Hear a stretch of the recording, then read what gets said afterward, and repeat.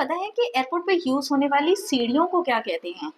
या किस रास्ते से कस्टमर्स एयरक्राफ्ट के अंदर जाते हैं और उस रास्ते को क्या बोलते हैं? जो डिफरेंट एरियाज होते हैं एयरपोर्ट, उनको क्या बोलते हैं? हाँ, एयरक्राफ्ट पार्क होता है, उस एरिया को क्या बोलते हैं? नहीं पता तो don't worry, I am here to make you understand all the terminologies that you need to know if you want to be a part of this ever rewarding aviation career. आज मैं आपको डिटेल के अंदर समझाऊंगी different terminologies के बारे में। Terms थोड़ी सी ज्यादा हैं, तो आने वाली कुछ वीडियोस के अंदर मैं इन्हीं टर्म्स को आपके लिए कंप्लीट करने की कोशिश करूंगी। सो देर किस बात की, let's begin. Hello everyone, I'm Paramjeet Kaur, founder of X2 Aviation. I'm an ex-cabin senior from Qatar Airways and have worked 7 long years with leading academies as aviation grooming and personality development trainer. Now I want to share my 18 years of long experiences with you all so that you can become the next generation. Let's ditch the lengthy expensive diplomas and save up to 85% of your money, time and efforts. Let's learn together. Scheduled flight मतलब जब flight के timings fix होते हैं, similar like your rail service, like your bus services and in fact many other transportation जो timely manner में चलती हैं, तो हम उसे स्केड्यूल बोलते हैं। इनफैक्ट आपकी ट्रेनिंग के भी स्केड्यूल्स होते हैं, क्योंकि जब आपके बैचेस का क्लासेस का टाइम फिक्स हो जाता है तो वो कहलाता है आपका स्केड्यूल।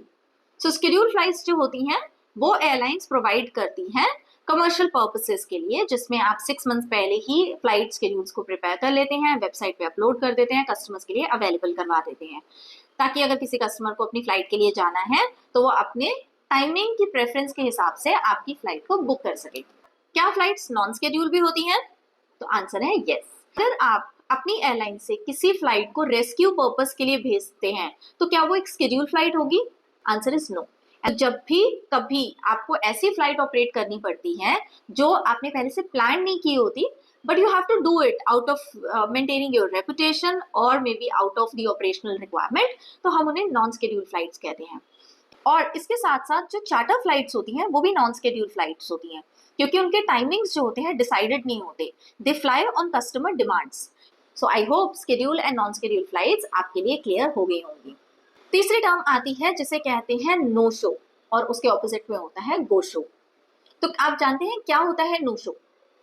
नो शो होता है जब एक कंफर्म बुकिंग वाला कस्टमर फ्लाइट पे नहीं आ पाता।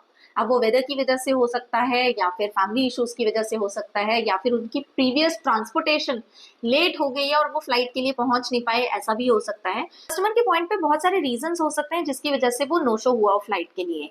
अगर कोई कस्टमर बिना बताए एक कंफर्म बुकिंग के लिए एयरपोर्ट पे नहीं पहुंचता है चेक इन प्रोसीजर्स के लिए, तो कस्टमर को पे करनी पड़ती है नो शो चार्जेस या फिर पेनल्टी। कई बार जब आप टिकट बुक करते हैं तो वहां पे क्लियरली मेंशन होता है नॉन रिफंडेबल टिकट। तो मतलब अगर आप फ्लाइट के लिए गए तो ठीक है, लेकिन अगर आप फ्लाइट के लिए नहीं पहुंच पाए, नो शो भी हुए, तो you are not going to get any amount refunded from the total amount paid for that seat. तो जब एक कस्टमर फ्लाइट के लिए नहीं आता है और वो नो शो हो जाता है, तो फिर गो शो क्या होता है? गो शो होता है हमारे जैसे स्टाफ या फिर ऐसे कस्टमर जो उस फ्लाइट के लिए वेट लिस्टेड होते हैं। देखिए, अगर फ्लाइट चौको ब्लॉक होती है तो वेट लिस्टिंग के लिए नॉर्मल जेन्युइन कस्टमर्स भी हो सकते हैं, बट जैसे हम स्टाफ हैं, चाहे वो ग्राउंड स्टाफ हो, चाहे कैबिन क्रू हो, या फिर कोई भी एयरलाइन स्टाफ हो, अगर वो भी आईडी टिकट्स को यूज करके ट्रैवल करना चाहता है उस फ्लाइट पे, तो हम उनको रखते हैं वेट लिस्टिंग के अंदर। तो जो आईडी टिकट्स आपको मिलती है वो कंफर्म सीट नहीं होती, वो वेट लिस्टिंग होती है। तो अगर एयरक्राफ्ट पे किसी कस्टमर ने नो शो किया तो उसकी जगह पे आपको फ्लाइट में जाने के लिए मिल सकता है। तो जब आप कोई भी स्टाफ या फिर कोई भी ऐसा कस्टमर जो नो शो की जगह पे फ्लाइट पे जाता है, हम उसे गो शो कस्टमर कहते हैं। क्या उसके लिए कोई एडिशनल चार्जेस होते हैं? The answer is no. You are already wait listing on the flight, you have already pay for your ticket, so you are not required to pay any further charges for that. अब मैं आपको staff ID ticket के बारे में एक interesting fact बताती हूँ। मान लीजिए अगर एयरक्राफ्ट पे सीट्स नहीं है अवेलेबल और एक कस्टमर ने नो शो किया और 5 स्टाफ वेट कर रहे हैं उस फ्लाइट पे जाने के लिए, तो क्या आप जानते हैं कि किसको वो सीट मिलेगी? सबसे पहले हम कोशिश करेंगे वो सीट देने की उस इंसान को जिसने ली होगी आईडी 50 कंपैरिजन टू आईडी 90। अगर मान लो कोई आईडी 50 नहीं है, सभी आईडी 90 लेके आए हैं, तो फिर हम देखेंगे आपका स्टाफ नंबर कि किस इंसान को इस कंपनी में सबसे ज्यादा टाइम हुआ है सर्विसेज देते हुए। अकॉर्डिंगली जो सीनियर मोस्ट स्टाफ होगा उसको उस फ्लाइट पे जाने दिया जाएगा। और मान लीजिए अगर आप खुद ट्रैवल नहीं कर रहे और आप अपनी फैमिली को उस फ्लाइट के लिए भेजते हैं, तो सबसे पहले प्रायोरिटी मिलेगी स्टाफ को जो एक्चुअली एयरलाइन के साथ वर्क कर रहे हैं, और उसके बाद फिर आते हैं फ्रेंड्स एंड फैमिली। अगर आप लकी हुए तो फ्लाइट पे आप भी बन सकते हैं गो शो। नो शो ऐसे कस्टमर जिनकी कंफर्म बुकिंग होती है लेकिन फ्लाइट के लिए नहीं आते। गो शो वो वेट लिस्टिंग वाले स्टाफ या फिर कस्टमर्स जो उस फ्लाइट पे नो शो की जगह पे जाते हैं। तो ये होता है एक सिंपल सा difference in no show and go show. ये टर्मिनोलॉजीज हैं, ज्यादातर टिकटिंग में, एयरलाइंस में, ट्रैवल में यूज होती हैं।